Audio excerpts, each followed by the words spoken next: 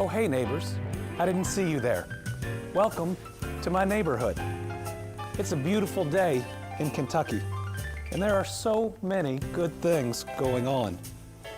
People are living better lives, people are getting healthier, thanks to Dr. Stack and that healthy Kentucky home. With so many good things going on, it's important that we share. During tough times, that we're there for each other, and that we always live out our faith and our values. And kids, there's an important night coming up called Halloween. That's when we dress up and pretend to be spooky things, but remember to be kind to each other during it.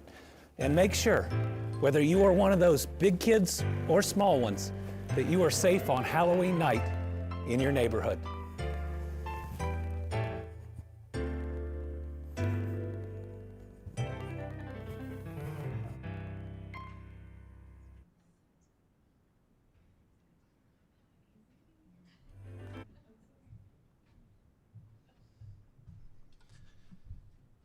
Good afternoon, everyone. I'm Andy. Welcome to my neighborhood and this week's Team Kentucky Update. We're going to start today's Team Kentucky Update where we always start, with Kentucky's record-breaking economy.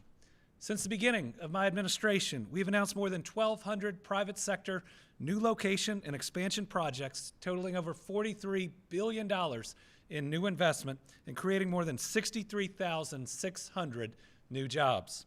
In fact, this month alone, we've announced 440 new jobs through $65.7 million in new investment, and we're not done yet. Adding fuel to that momentum, there are several new projects approved just this morning by the Kentucky Economic Development Finance Authority.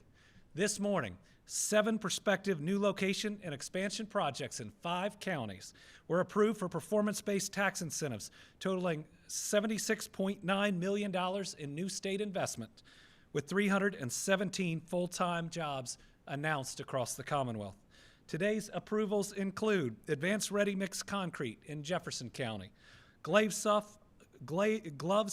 Opco in Jefferson County, Toyota Boshuku in Marion County, Midwest Equipment Manufacturing in Mason County, C&G Motorsport in Scott County, Pan Austin Co. in Warren County, and Packsize LLC in Jefferson County. That would bring our year-to-date announcements to 4,300 new jobs and more than $5.9 billion in new investment. In addition to these new projects, we also have exciting updates to share. Today, Kinemetrics, a leader in robotic automation and advanced manufacturing solutions, celebrated the ribbon cutting on its newly expanded manufacturing operation in Lexington. That's a $4 million investment, creating 12 quality jobs. This expansion will support our growing EV sector and add high-quality jobs to the Lexington area. I want to thank the company's leadership for their commitment to the Commonwealth, and we look forward to more expansions in the future. Next, we have an update on steps Team Kentucky is taking to protect our kids from dangerous predators. As a dad, I believe our most sacred responsibility is to care for and support Kentucky's children. Our children are our most precious gifts, so we must do everything we can to protect them. As we all know, this generation of kids is more online than any generation before them. It's important we teach kids, parents, and caregivers about online safety. That's why the Kentucky State Police Electronic Crime Branch partnered with Prevent Child Abuse Kentucky to produce a series of videos giving parents tips on how to keep their kids safe online. These videos provide practical advice that will help prevent children from seeing content or interacting with individuals that they shouldn't. There are 10 videos on Prevent Child Abuse Kentucky's website under the Resource tab, and all 10 can be viewed in less than 45 minutes. The Kentucky State Police and our local law enforcement agencies have also been working vigilantly to bring child predators to justice. As Attorney General, my office did more child predators, prosecuted more, incarcerated more than any administration before, and I believe since. And we've carried that priority over into my term as governor. I'm proud to announce that since I became governor in 2019, the Kentucky State Police has now arrested 474 online predators for internet-related crimes against Kentucky's children. That includes child pornography, online enticement, child sex trafficking, child exploitation, and the production and distribution of explicit materials involving minors. This month alone, the KSP Electronic Crime Branch made 3 major arrests. First, on October 4th, they made an arrest in Logan County on charges related to child sexual abuse material. This was part of an undercover Internet Crimes Against Children investigation. On October 20th, KSP arrested an individual in Clark County on similar charges as part of an undercover investigation. And on October 28th, KSP arrested someone in Pike County on charges related to child sexual abuse material as a part of an undercover investigation. Our message is clear. If you prey on children online or in person, we will find you, we will arrest you, we will incarcerate you. Because we want to keep every one of Kentucky's children safe, we will not stop until we find you. This work will continue so that every kid can grow up healthy, happy, and safe. And remember, everyone, if you see something, say something. It is your legal duty to report child abuse, but if you just see something that's wrong, make sure you make a call. It takes all of us working together to protect every single child in our state. Next, we have some funding announcements to make. These funds are from Kentucky's Community Development Block Grant Program. These dollars take a financial burden off our local governments. Every dollar we announce today is one that our communities won't have to spend from their own budgets. So to start off, we've got good news for Maysville. Maysville's planning to replace around 40,000 feet of water line along US 68 to improve water pressure. We're committing $1.2 million to help the city make that project happen. For the next award, we stay in Mason County. The Mason County Fiscal Court is replacing an old water tank. The new tank is going to increase storage capacity, setting Mason County up for more development in the future. We're helping them by committing over $1 million for the project, and the project will help over 2,000 Kentuckians. We have a video from Mason County Judge Executive Owen McNeil about the project. This is Mason County Judge Executive Owen McNeil, and I'd like to say thank you to Governor Beshear and our state legislators for their award of our Western Lewis-Rectorville Water and Gas Expansion Project. This project will triple the available water capacity to the citizens they serve here in eastern Mason County, with some stretching over into Lewis County. If anything, that's the highlight of our DLG's Community Development Block Grant Program and Governor Beshear's administration, in that constituents and citizens matter, not imaginary county lines. These funds will be utilized to help build a new $2.5 million 300,000-gallon water tank here at the Western Lewis-Rectorville Water and Gas offices in Mason County, and will continue to help expand our community. On behalf of Western Lewis-Rectorville's Director Chad Clark, our friends at Buffalo Trace Area Development District, the Department of Local Government, and the citizens of Mason County, let me say thank you for these grant funds as the state's Community Development Block Grant Program continues to help build and restore our Commonwealth's infrastructure. Our last CDBG award today is for Montgomery County. The Fiscal Court is partnering with their industrial authority to purchase equipment to lease to RIP Technologies in Mount Sterling. This company invested over $4 million to move their operations from Miami, Florida to Mount Sterling. They now employ nearly 30 Kentuckians. RIP Technologies helps print and frame artwork by independent artists, and they sell their works on sites like Amazon. Artists can manage their business from RIP Technologies' platform, Artello. They're seeing more demand for their services, which is great. And so we're committing $700,000 to help Montgomery County and the Industrial Authority build on their momentum. I believe we may have the CEO of RIP Technologies with us next week, so he can tell you firsthand on how his company is growing in Kentucky. These projects are moving our state forward. It's investment in our infrastructure, in our people, and in our future. Now for an update on our Pre-K for All initiative. My goal as governor is to build a better Kentucky for every person who lives in our Commonwealth. I'm proud of what we've accomplished so far. Together, we've created more jobs and brought in more investment than any other administration in history. We've broken our exports and our tourism records. My goal is to keep that momentum going. especially when it comes to creating opportunities for our kids to reach their dreams right here at home. I think about how if we can just help one generation, one full generation of Kentucky kids be as successful as they can, how much further our Commonwealth can go. To do that, we're starting with the single most effective way to set our children and our state up for success, and that's by advocating for pre-K for all, for every Kentucky 4-year-old. Every child deserves a good start.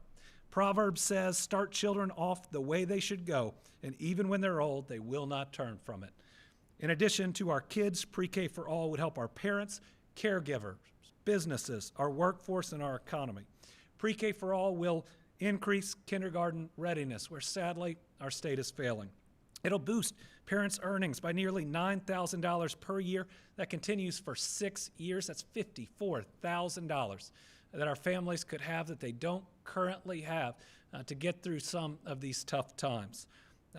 It'll help our Kentucky workforce grow by up to 70,000 people to help our economy thrive. It is a win for everyone. And it feels even more urgent now as many of our families continue to struggle to make ends meet. We must help them, and Pre-K for All can do that by keeping more of their hard-earned dollars in their pockets. To make this happen, in June, I issued an executive order launching Pre-K for All and creating the advisory committee. This committee is made up of leaders from the business community, like Scott Davis, who is chair of the Kentucky Chamber of Commerce, and leaders in education like Robbie Fletcher, our education commissioner. In the last 4 months, the Pre-K for All Advisory Committee has held 5 town halls and more than 50 outreach events across the Commonwealth. We brought these town halls to the people because we want the Pre-K for All plan not to be my plan, but the Commonwealth's plan. Folks came like Sanford Holbrook, the superintendent of Robertson County, who shared our kids aren't as prepared for school as they should be when they entered kindergarten. Like Mark Watkins, a parent in Frankfort who's struggling to afford childcare, paying over $10,000 a year, and that's if he can even find childcare options to begin with. And business leaders like Candace McGraw, former CEO of CVG and former chair of the Kentucky Chamber of Commerce. She said our state is positioned to compete nationally, but to do that, we've got to take the right steps, including Pre-K for All. From these events and additional research from other states, the committee was charged with taking their findings to form a recommendation on how we could improve early childhood education in Kentucky. Yesterday, the committee met to review, approve, and issue their report. And today I'm pleased to announce that I've received the report with the final recommendations, which we will share now. To do that, I'm inviting up Sam Flynn, the Executive Director of our Pre-K for All initiative.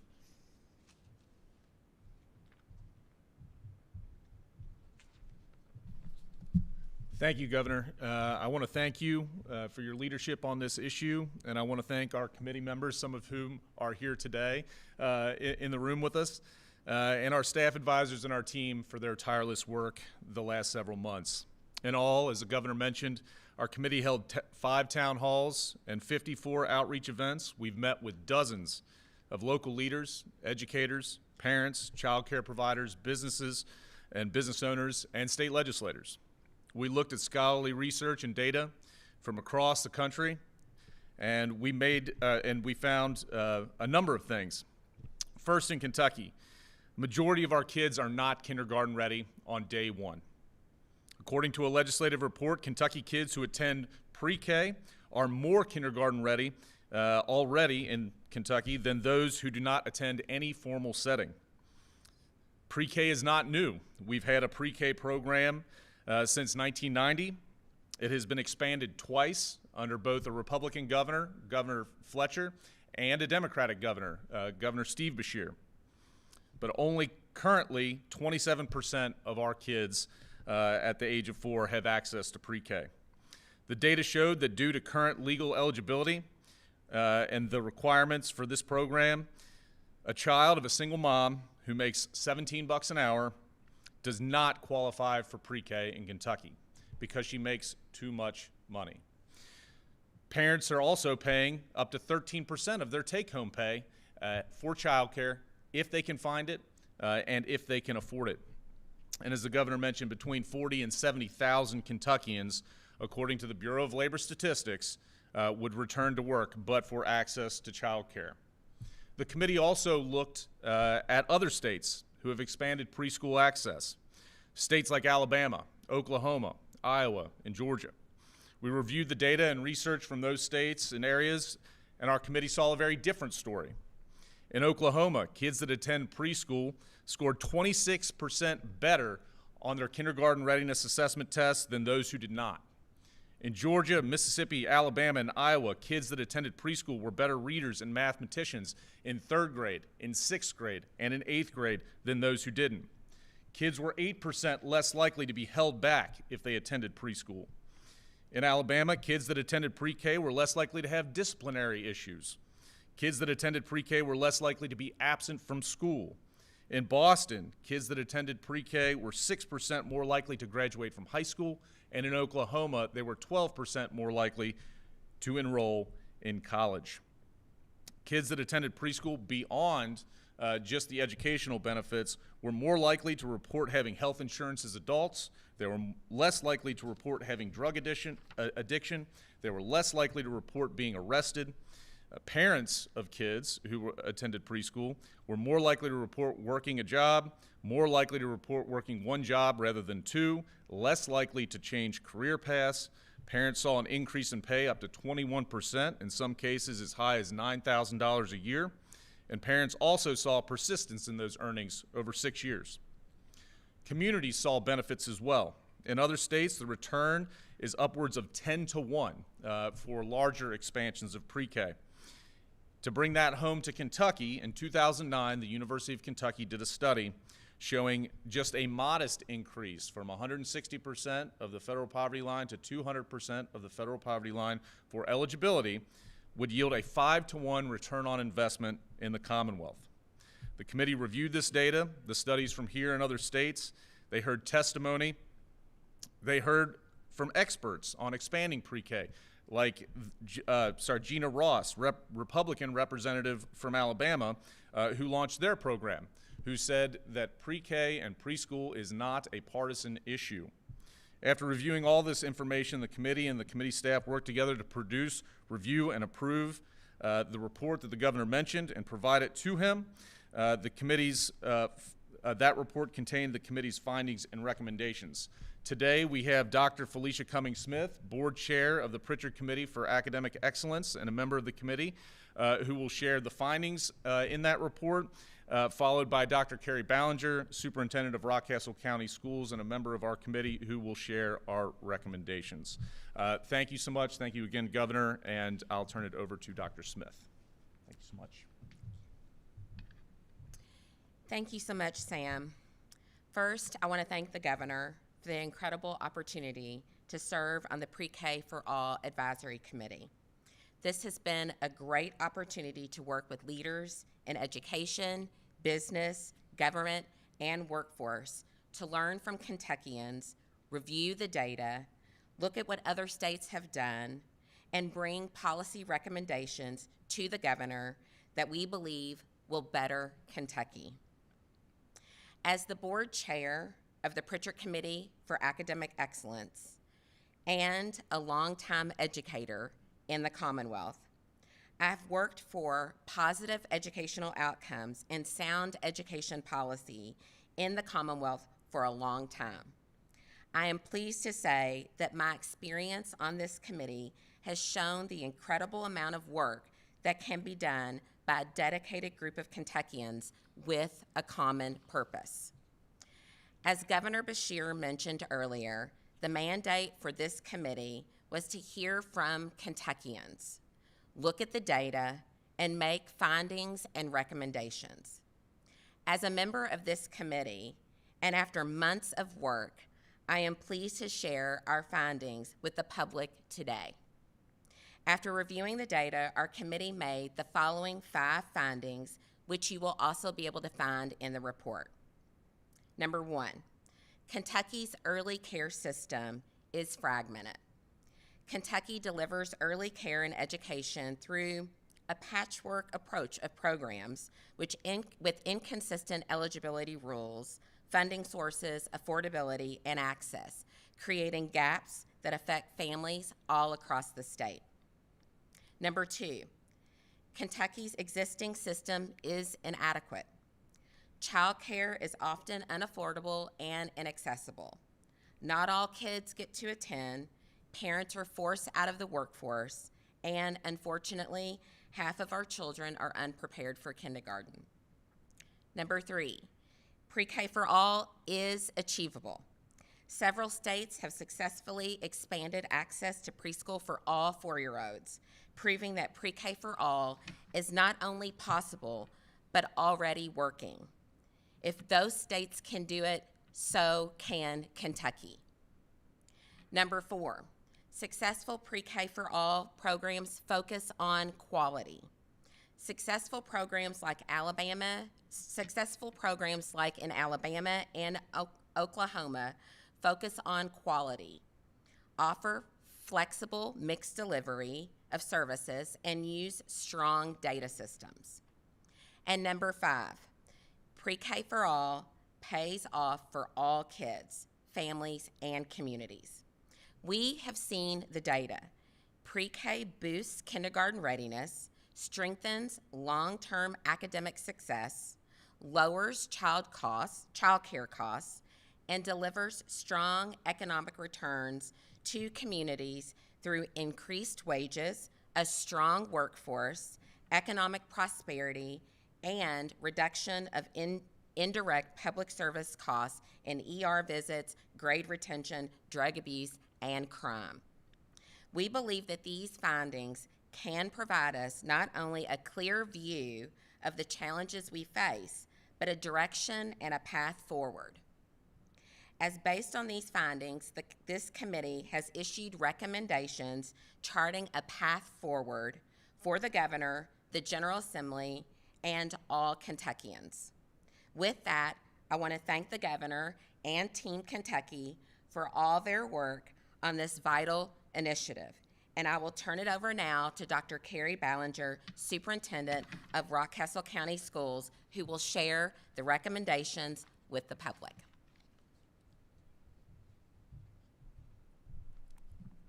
Thank you, Dr. Smith. Like you, it has been an absolute honor for me to serve on this committee. As the superintendent of Rockcastle County Schools, I know how education positively impacts the lives of our people. I see it every single day. Getting kids a stronger start is crucial to their development and to their long-term academic success. I want to thank Governor Beshear for the opportunity to be here today. I want to thank the members of our committee, the Pre-K for All staff and advisors, and all of Team Kentucky for its support for the work that our committee has done these last several months. And today, I'm pleased to be able to share the recommendations this committee has made to the governor. Number 1, Kentucky should expand its existing voluntary state-funded public preschool program. The need is urgent. Right now, we are failing our kids. Tens of thousands of Kentucky 4-year-olds are not enrolled in any public or private program before kindergarten. Kids that do not attend pre-K are significantly less ready than those who have access to preschool. Today, 52% of our kindergartners are arriving to school unprepared, and I will add in Rockcastle County, that is 60%. And only 47 of our third graders are proficient in reading. Research consistently shows that pre-K helps children prepare for school, helps working families and caregivers, and provides long-term economic benefits for communities. Kentucky's expansion should occur responsibly in phases over several years. That is recommendation number 2. Phased growth is smart growth.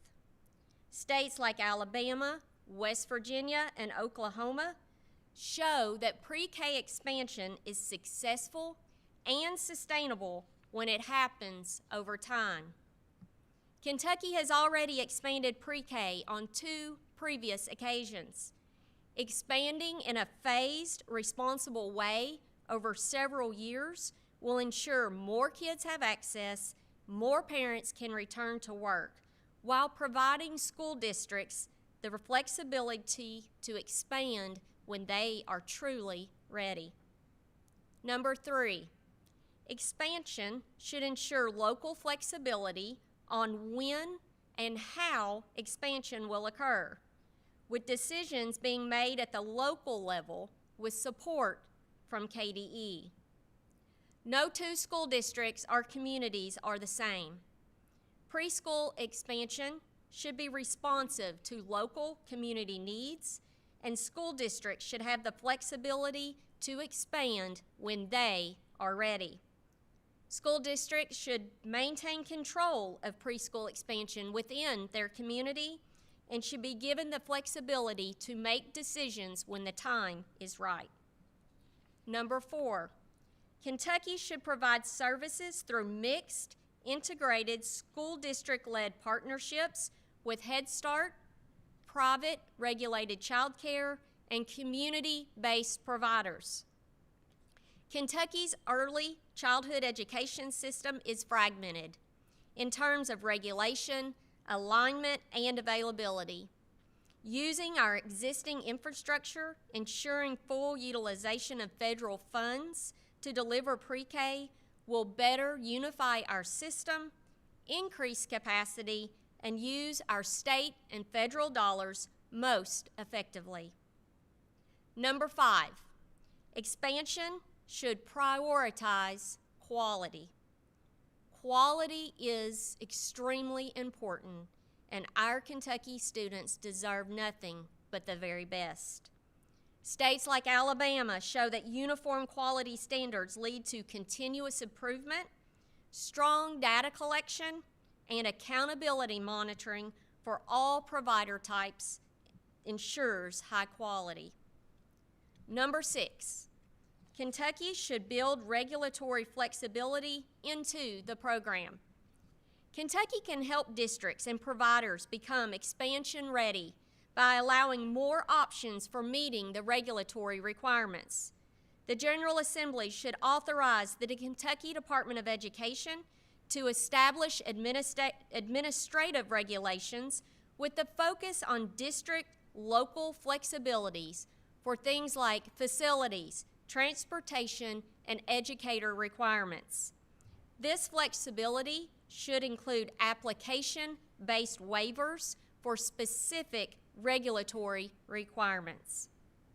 Number 7, Kentucky should track success through a unified data collection system. Taxpayers deserve to know that their dollars are making a difference. Kentuckians deserve transparent, responsive, effective, and accountable pre-K. Right now, there are data gaps. Kentucky should invest in a single, coordinated data system that tracks enrollment, that tracks quality, and tracks outcomes across all pre-K providers, while maintaining the privacy of families and children. This will help to monitor progress, guide continuous improvement, and inform decision-making, and will tell families, educators, policymakers, and the General Assembly what is working and what resources are needed. Again, I want to reiterate how proud I am to be a part of this effort, and I want to commend the governor, the committee, our local leaders, and our legislators for how they have come together to work on this incredibly important issue. The committee looks forward to seeing the governor and the legislature work together to expand pre-K access in Kentucky in accordance with these recommendations. Thank you, Governor. And now I believe the Lieutenant Governor is going to join us and say a couple words on pre-K based on these reports, this report and the recommendations. All right, thank you all. It is clear that Kentucky needs pre-K for all.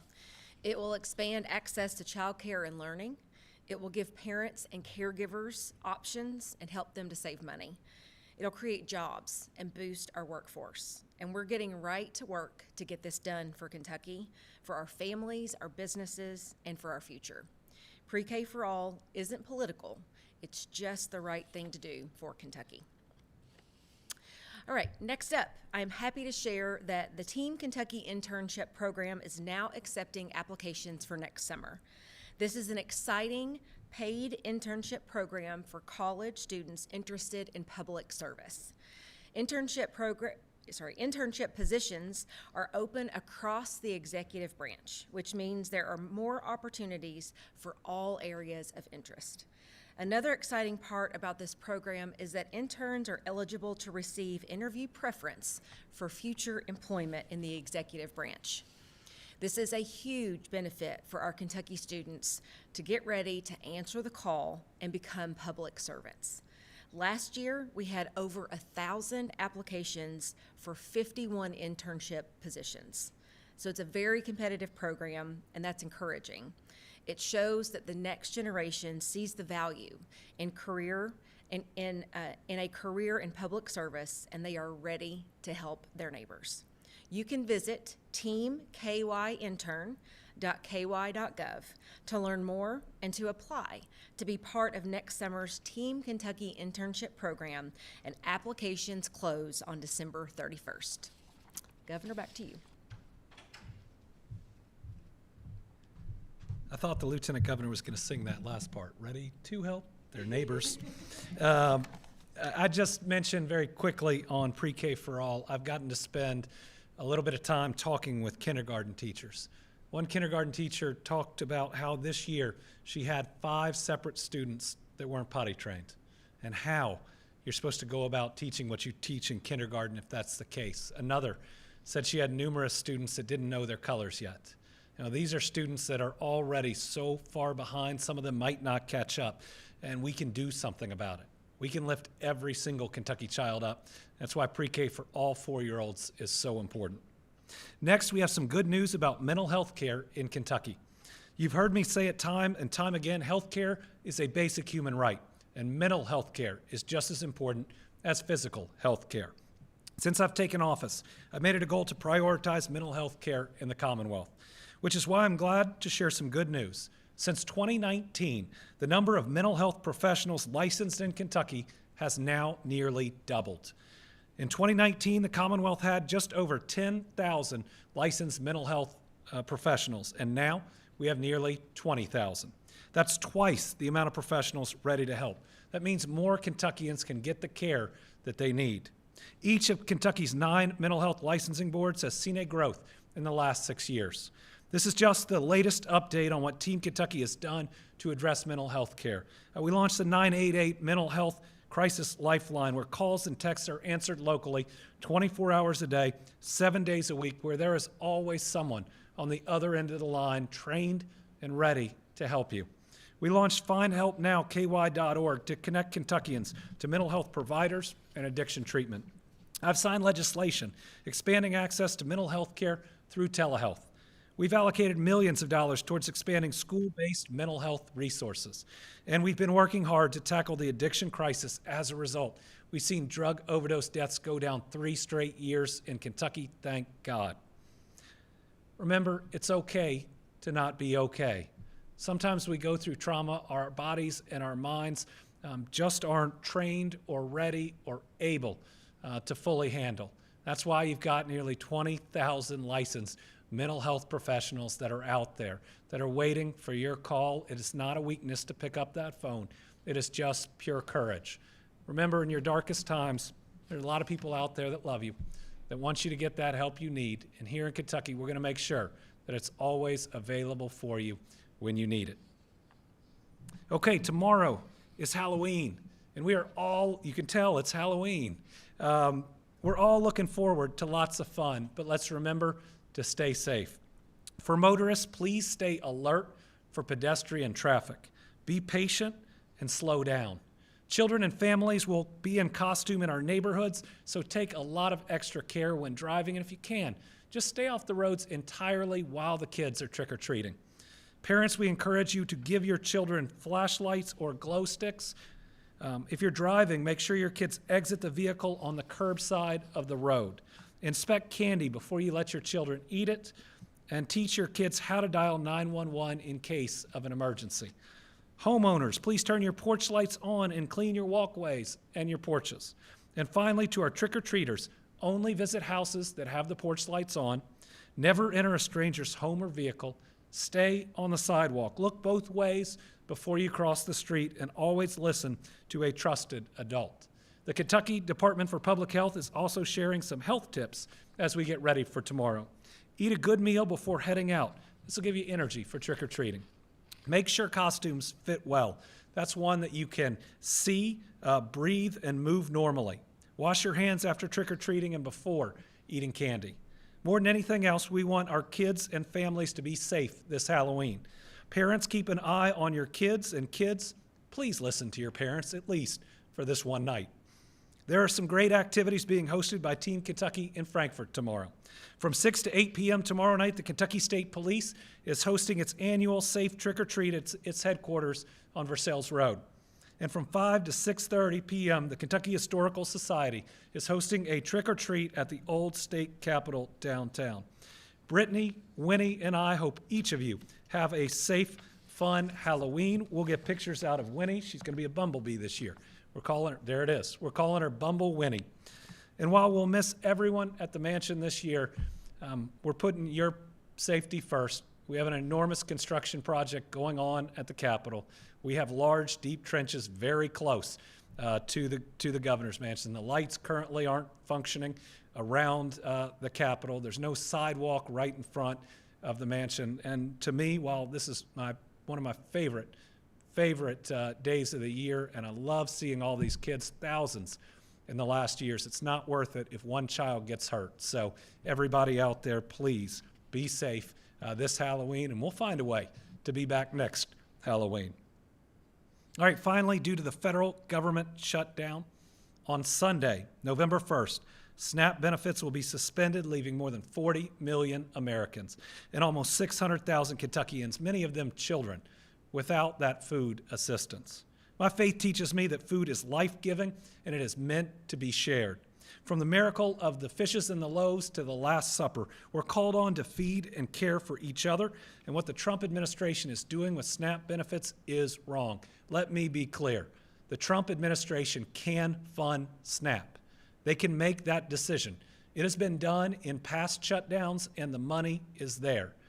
Moreover, if this president thinks he can do a $40 billion bailout of Argentina during a government shutdown, certainly he can fund SNAP for a lot less.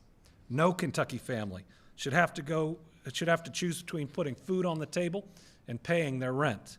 That's why in June I wrote a letter to our congressional delegation urging them to oppose any steps that would undermine SNAP benefits.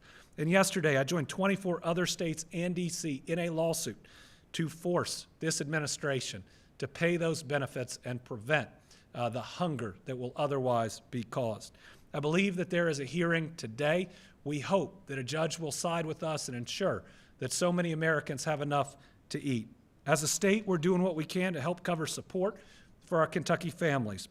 We've found $9.1 million to help with senior meals that are going to help during this time and going forward. We made plans to use over $12 million to help the TANF program, which serve a lot of these same families to prevent a double hit on struggling families. However, when it comes to SNAP, the Trump administration right now is prohibiting two things. Number one, prohibiting the federal government from paying dollars into the SNAP program to get them out on people's EBT cards like have been done in past government shutdowns. And number two, the USDA sent a letter to governors that say that they are prohibited from using that SNAP apparatus, that SNAP platform, and funding it through state funds. The federal government is saying we are not allowed to do that. So we are watching very closely what this hearing is going to do, and if the federal government isn't forced to or willing to do its job by Saturday, we're looking at a number of different options and could have more news closer to that day. I know this is a scary and stressful time for many of our families, and we're committed to processing SNAP benefits the moment that we're allowed to, the moment the federal funding comes. But we're also committed to doing what we can in the meantime to help. Remember, there are two interpretations of the miracle of the fishes and the loaves.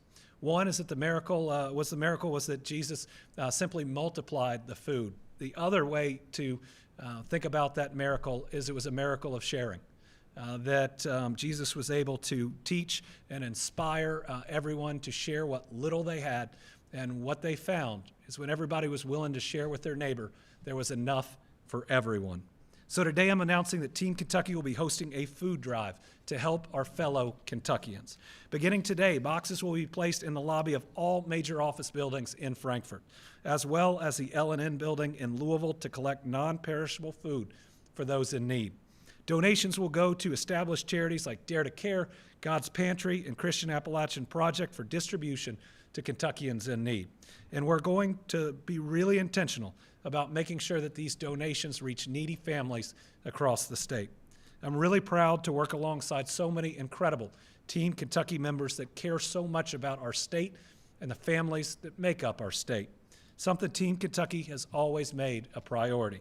I know every donation will make a difference, and I appreciate everyone who takes part in this or any other food drive. And that leads me to this week's Team Kentucky All-Stars. Here in Kentucky, we take care of our neighbors and we lift them up. And that's what our food pantries do regularly, and that's what they're preparing to do right now. The responsibility today is even bigger. So I'm naming each of the Commonwealth's food pantries, their volunteers, and their donors as this week's Team Kentucky All-Stars. If you feel the need, and I hope you do, if you feel compelled to help people in such a scary time, be a donor to one of these food pantries. That makes you a Team Kentucky All-Star. That means that you are living your faith and values. And just think about that thing you might not need, about that extra dollar that you might have, and the difference it could make in someone's life during this next week. These heroes are fighting hunger, and they're helping Kentuckians live healthier, fuller lives. I'm grateful to each and every one. Visit feedingky.org or your local food pantry to learn how you can help. All right, with that, we'll open it up to questions. 2 journalists with us here in studio and 6 on the line. We'll start with Carolina from WLEX. Governor, at a recent interim health committee hearing, some lawmakers voiced concern to the medical cannabis office about some of the approved medical cannabis products that will be for sale in Kentucky, specifically the colorful gummies. They're concerned that it looks too much like candy and kids will get into it, and they're citing some increases in kids actually ingesting them and obviously getting sick.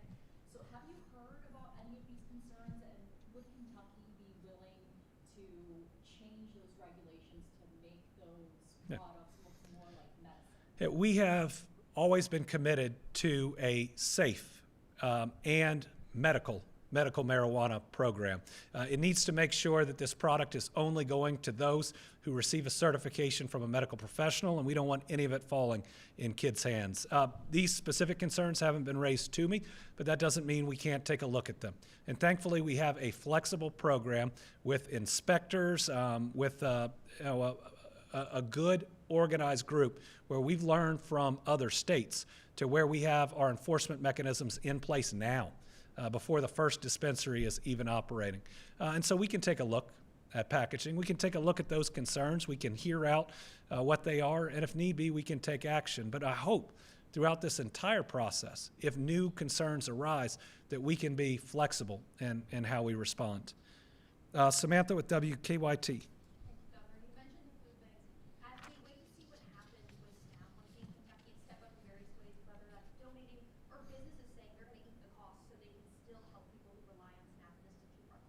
Sure. What do you say to those who are helping, and also those who are scared? And we do have some news out of Baltimore, still waiting for a ruling to come down. That should come today. But it does sound like the judge is leaning in favor of the plaintiffs. She didn't challenge the Trump administration's argument that That's great. pausing funding, is the best option. She says it makes no sense to just continue to fund the program. Does that give you hope? It does give me hope. We are one of those plaintiffs. It's not me. The Commonwealth of Kentucky is part of the lawsuit against the Trump administration, meaning if we win even in this first hearing, we would be one of the states that would receive those dollars. I really hope a judge will rule in this way. One of the things that you think about when making one of these rulings is what preserves the status quo. That's certainly people getting their benefits, and also where is irreparable harm. And I'd like to think that people going hungry is irreparable harm to our people. To everybody helping out, God bless you. We need you. In many ways, it reminds me of early in the pandemic when we thought there would be a run on different things in the store, when there was a limited amount of supplies. Everybody came together, and nobody went without. So to everybody who's doing it right, thank you. To everybody else, think about how you can help your neighbor during this time. Think about what it means to help somebody through a time when they're scared. And to folks who are scared, Kentucky steps up time and time again. In difficult times, we push out the R and the D, the divisions, and we just see each other as human beings and children of God. And I know that's what Kentuckians will do at this time. And we are still looking at other options that the state could take to help during a very scary and tough period for so many families. Tom from Kentucky Today. Thank you, Mr. Rogers. I mean, Governor.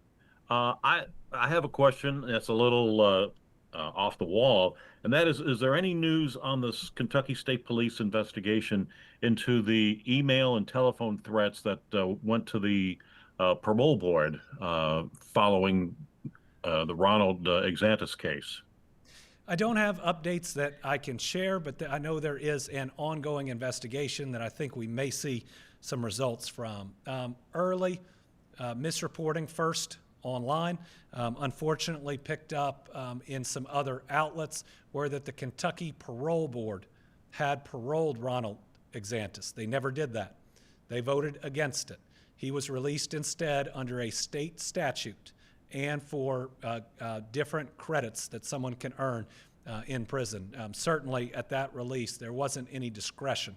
Yet, when someone with a large following online put out misinformation and the White House picked it up, we had parole board members receive death threats, receive some of the most vile and racist voicemail messages and email. There is never an excuse to threaten the life of someone else, and we will pursue each and all of those threats, and anywhere that we can take an action that shows that political violence and threatened political violence is never okay, we'll want to set that example. Lisa Autry, WKU Public Radio. Hi, Governor. Thanks for taking my question. You've sort of already hit on this, but with the impending loss of SNAP benefits, some states are moving to bridge that gap with support of food banks and individuals using emergency funds.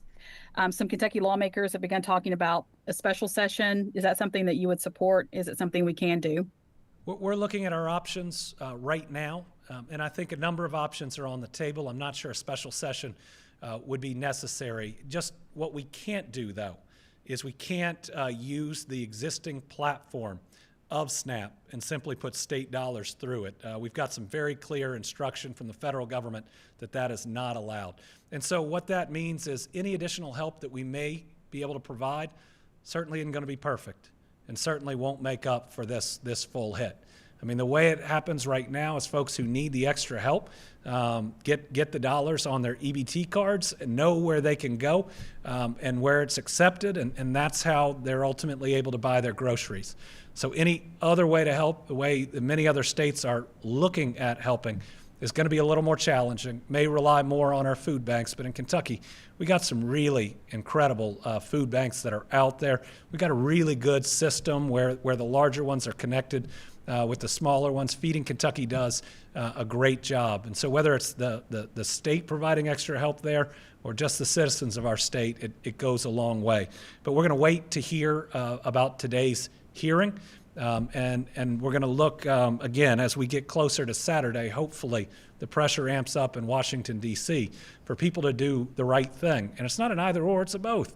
D.C. has to act right now to make sure health care premiums don't go up significantly, because that will push more people to needing food assistance if their health care costs thousands of dollars more every year. And then they should also fund the SNAP program, which is so important.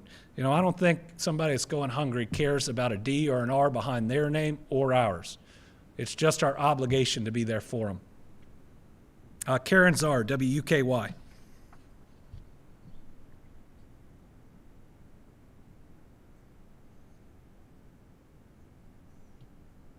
We'll come back. McKenna Horsley from Kentucky Lantern. Thank you, Governor. This is also about SNAP, but is there a way for you to declare a state of emergency that would free up state funds that could be used for SNAP, like Virginia's governor is doing or trying to do? Yeah, we're looking at all of our different options. What I will say is the amount available, if that is an option, is less than the total need, at least for this next month. And again, any option could provide help, but won't be at the level of what would be lost if the federal government doesn't do its job. And so I'm trying to be clear that we want to help in any way we can, and we're looking at all those options. But the federal government needs to step up. Otherwise, we lose about $100 million in food assistance to our people, affecting about 600,000 Kentuckians. So we shouldn't lessen the pressure whatsoever on Washington, D.C., but at the same time, make plans to help our families if they are forced to struggle, because those in D.C. won't do their job in making sure that health care premiums don't go up and making sure this program is funded. But let me go back to, it doesn't take an act of Congress.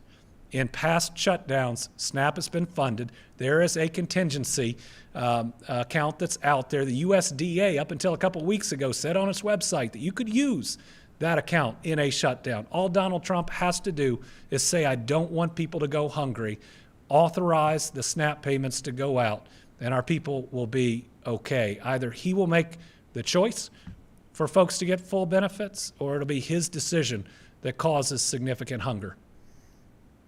And finally, Ian Hardwick from WHAS.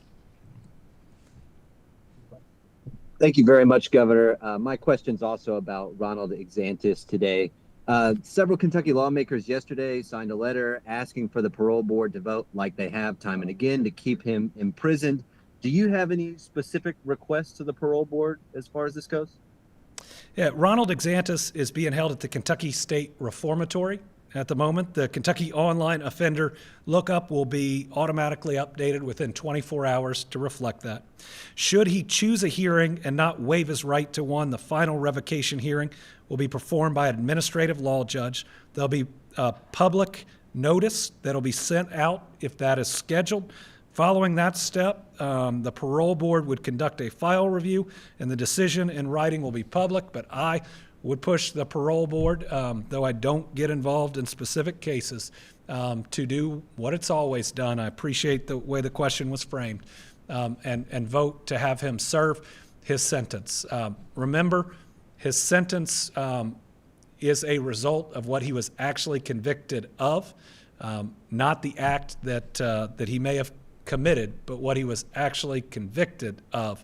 And then the different statutes that apply for how much someone serves and potentially what types of credit that they can get. But I understand the letter that lawmakers sent. I understand their concern and respect it. I understand other legislators that have said, maybe we should look at this law again, and I'm willing to do so with them. I hope everybody is coming from the right place, which is public safety, but needing to make sure that all the information gets out and that we don't have a 1 or a 2-line tweet that leads to misinformation that has people who did the right thing getting death threats. All right, everybody have a great Halloween. Be safe in your neighborhood. Be good to each other. We'll see you back for the next Team Kentucky update.